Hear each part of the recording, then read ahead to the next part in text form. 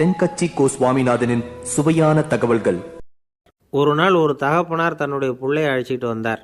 Sir, இவன் சரியாக படிக்க மாட்டேங்கிறான், பெரியவங்களை மதிக்க மாட்டேங்கிறான், நீங்கள் கொஞ்ச நாள் இவனுக்கு குருவாக இருந்து நல்ல விஷயங்களை சொல்லி கொடுத்தா தேவையில்லைன்னார்.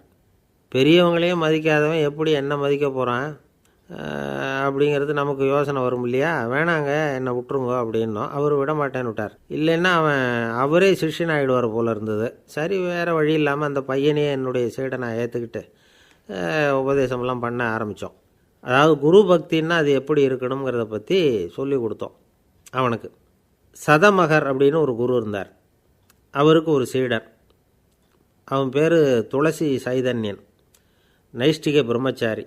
தன்னுடைய குருவுக்கு எந்த நேரத்தில் எது தேவைங்கிறத புரிஞ்சுக்கிட்டு சேவை செய்கிறவன். ஆனால் இவனை பற்றி மற்ற சீடர்களுக்கு பொறாமல் வந்துட்டுது. இவன் மட்டும் இப்படி இருக்கானேன்னு உடனே குருக்கிட்ட போய் கோல் மூட்டினாங்க. அவன் சரியில்லை, அவன் நடந்துக்கிறது சரியில்லை, அப்படி இப்படின்னு எதையாவது சொல்லி. இருந்தாலும் இதையெல்லாம் அந்த குரு நம்பலை. அவருக்கு தெரியும் யார் யார் எப்படின்னு. துளசி சைதன்யன் பெருமையை மற்ற சீடர்களுக்கு உணர்த்தணும் அப்படின்னு நினச்சார். அதுக்கு ஒரு வழி பண்ணார். ஒரு நாள் சீடர்களை எல்லாம் கூப்பிட்டுக்கிட்டு ஒரு காட்டு வழியாக போய்கிட்டு இருந்தார். அங்கே ஒரு பெரிய மலை அருவி கொட்டிக்கிட்டு இருந்தது. குரு சீடர்கள் பக்கம் திரும்பினார். இந்த மலையின் மேலே இருந்து அந்த படுபாதாளத்தில் குதிக்கிறதுக்கு உங்களில் யார் தயார் அப்படின்னு கேட்டார். ஒரு சீடனும் வாயை திறக்கலை, ஒதுங்கி நின்றுக்கிட்டாங்க. பின்னாடி மூட்டை முடிச்சோடு வந்துக்கிட்டு இருந்தான் துளசி சைதன்யன். அவனை பார்த்தார். தபாருப்பா, நீ மேலே இருந்து அந்த அருவியில் குதி அப்படின்னார். அப்படியே செய்கிறேன் சுவாமின்னா ஓடி போய் பொத்துன்னு குதிச்சுட்டான்.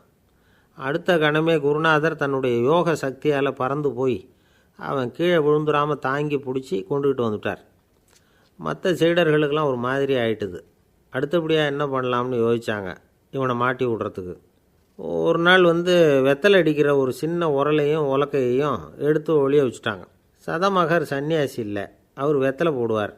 பல்லு சரியில்லை, அதனால் இடித்து தான் வெத்தலையை போடணும். திடீர்னு வெத்தலை பாக்கு கேட்டார். வழக்கமாக உரலில் இடித்து தர்றது தான் துளசியின் பழக்கம். உரலை தேடினா கிடைக்கல, என்ன பண்ணுறது? குரு கேட்டுவிட்டாரே, குரு சேவை தானே முக்கியம். என்ன பண்ணால் வெத்தலை பாக்க தன்னுடைய வாயில் போட்டு முன்னும் அதை எடுத்து அவர்கிட்ட கொடுத்துட்டான். குரு எதையோ படிச்சுக்கிட்டே அதை வாங்கி வாயில் போட்டுக்கிட்டார். துளசி இன்றைக்கி தாம்பூலம் நல்லா இடிக்கப்பட்டிருக்கு, ருசியாக வேறு இருக்குது, அதை இடித்த பாத்திரத்தை என் கண்ணால் பார்க்கணும்னு ஆசையாக இருக்குன்னு விட்டார். அதை மட்டும் அனுப்பி போய் நீ வர வேண்டான்னு வேற சொல்லிவிட்டார். இதை கேட்டதும் துளசி தவிச்சு போயிட்டான். இவன் போகாமல் எப்படி வாயை மட்டும் அனுப்பி வைக்க முடியும்? இவன் தவிக்கிறத பார்த்ததும் மற்ற சீடர்களுக்கெல்லாம் மனசுக்குள்ளே ரொம்ப சந்தோஷம். துளசி கொஞ்சமும் யோசிக்கலை. வாழை எடுத்தான், தன்னுடைய தலையவே அப்படியே அறுத்து வெட்டி எடுத்தான். இன்னொரு சீடங்கிட்ட கொடுத்துட்டான், எடுத்துகிட்டு போகணுன்னு சொல்லி. கொண்டுட்டு போய் குரு முன்னாடி வைக்கிறாங்க. அந்த தலையில் வாய் திறந்துருக்கு, வெத்தலை போட்டு முன்னு இருந்தது, தெரிஞ்சு போச்சு, சிவப்பாக இருந்தது.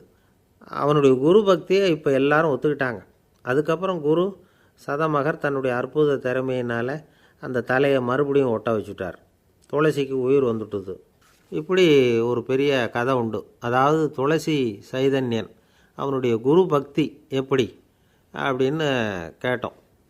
ரொம்ப அபாரம் அப்படின்னு அந்த பையன் அடக்கமாக, சும்மா விளையாட்டுக்காக தான் அப்படி அவங்ககிட்ட கேட்டோம். ஏன்பா, உன்னுடைய குரு பக்தியை என்கிட்ட காட்டுறதுக்கு உன்னோட கழுத்தை நீயே அறுக்கணும்னு நான் சொன்னான், அதை நீ செய்வியா அப்படின்னு கேட்டோம். என்னுடைய கழுத்தை நானே அறுக்க வேண்டிய அவசியம் இல்லை சார் அப்படின்னா அவன். ஏண்டான்னு, அதே காரியத்தை தான் இனிமேல் நீங்கள் தினமும் செய்ய போகிறீங்களே சார் அப்படிங்கிறான்.